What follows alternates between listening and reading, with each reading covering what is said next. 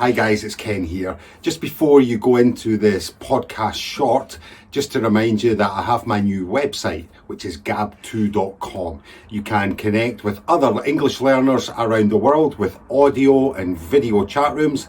And at the moment, there are 3 free conversation classes every week.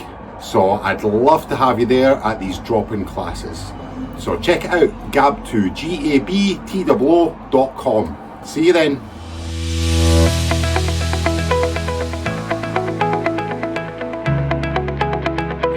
Hey everyone, it's Ken here.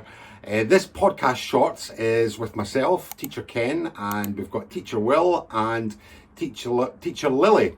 And we discussed the question that I got asked from one of my students about using the modal verb ought to. What does it mean and how to use it? It's quite interesting really having 3 different perspectives on how to use this modal verb and what it actually means. So check it out. Let me know what you think. You know, you ought to do this. I think I would use it more like you should do this, I think. I think ought to is sounds kind of archaic or a lot older. Maybe I'm wrong, but no, I don't think you're wrong. I think, I think language grows. I'm sorry, I don't think you're wrong. My perspective would be language grows, it evolves, it changes. English, every language, but particularly English grows and evolves and it changes due to the individuals that are using it. So, when I think ought to for me is much more formal, right? Really? Yeah, for me, it's like, oh, he ought to come to work on time, or he ought to study English. Ought to me mean formal. Certainly, it's a modal verb, right? But I would definitely agree with you. Like, what does it mean, or what does it mean, or when to use it? Well, a synonym or a way to explain it from a different perspective. He should or she should. The person should do something. So when I think of ought to, I view it like should or has the opportunity. Not, slightly under mandatory, because oftentimes students will ask the question, what's the difference between ought to versus must versus have to? Yeah. But for me, when I think of ought to, I would agree with you. I rarely hear it utilized. And if I do, I hear it in much more formal settings, legal settings, and then also more from a British perspective, more so than as American perspective. Actually, when you said ought to there, I heard a British accent, a very RP accent from you there, Will, So, well, I get, I don't know. Perhaps. My thoughts on like accents, or most of the ATW family does.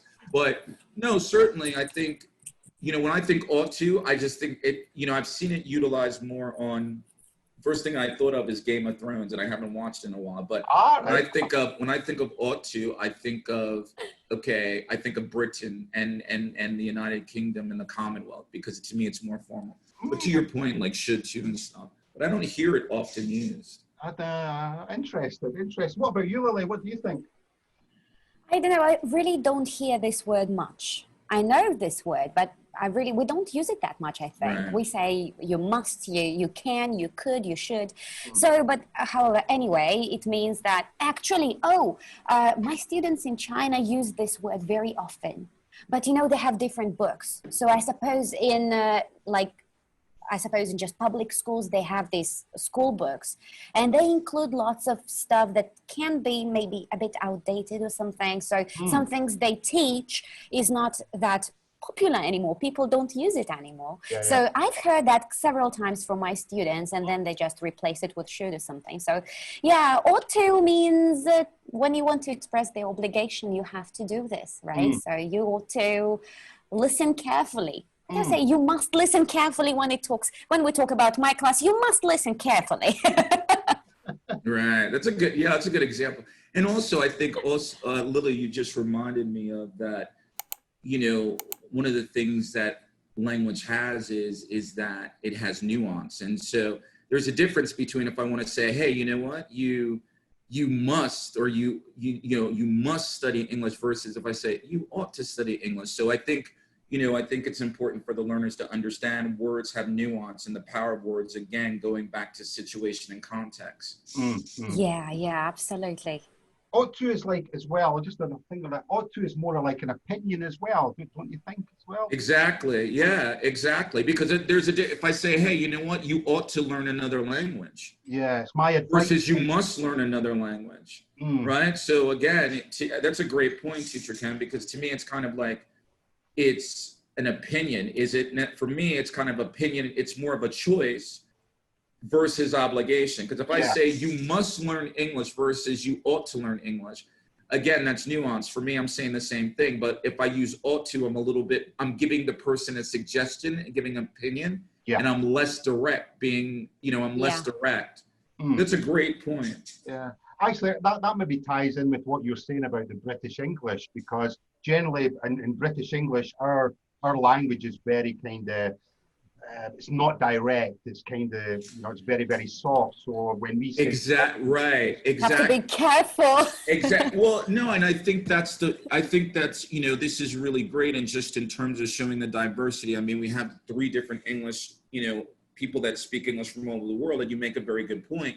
Another thing that students need to understand is that, hey, number one is understanding one's culture and how the culture impacts language. So very to your point, I, as Americans, sometimes, particularly when I started teaching here, had to realize that my communication is a little bit more direct than the particular culture. So exactly right. And that's another thing, nuance, understanding when you're using words, in particular words, understanding the culture of the individuals, the learners that you're teaching to, because what might be direct for me is not direct for Ken or not direct for Lily. So yeah, exactly. It's like the British sentence. They say a British person might say something like, "That's a good idea. I'll think about it." When really they mean, "I hate that idea. Don't come back." No. Exactly correct, exactly correct. And so as someone who was born in America, we often get to, you Americans are so direct. Versus somebody that's from Britain or China or Russia, right? So again, it's Russians are very direct, which I actually like, but that's my preference, right? But I like direct communication, but that is my preference. That's I grew up in that culture. So again, I think the beautiful thing is when learning English is to allow the nuance, the subtleties, the culture, being able to communicate the right words based on who your audience is. And that's all that language is. Yeah. Because when I'm speaking English, I'm not leaving one's culture at the door, even though some people might want you to do. I have to understand, hey, you know what? Certain words, certain body language, certain expression has a different meaning. And so, that's, I think, the beautiful thing for us as teachers, but I do think sometimes for learners, that's a difficult thing, because it goes to your point. Well, when do I use this expression, or when do I use this word? Yeah. I remember when I was talking about the different, the language in the different situation. When I was in Thailand, Thai people always ask, "Gin khao yang, have you eaten yet?" And I'm like, why? Like in China. Sorry, is it the same in China? Is it? Yeah, chilama. Like, why are you asking me this? And it's almost like a greeting, It's almost like, how are you? Have you eaten yet? And another one is in Thailand is, "You look fat." But this is actually a term of endearment, Whereas in the UK, if someone says "you look fat," it's really insulting, But in Thailand, in the language, same in China. Is it the same in the Asian languages? Yeah, so they say when you say to a child that he's fat, that means that it's amazing thing. It means you have enough money to feed your child, actually. Yeah, absolutely. Yeah, absolutely. Cultural thing. I love culture, I love. Me too.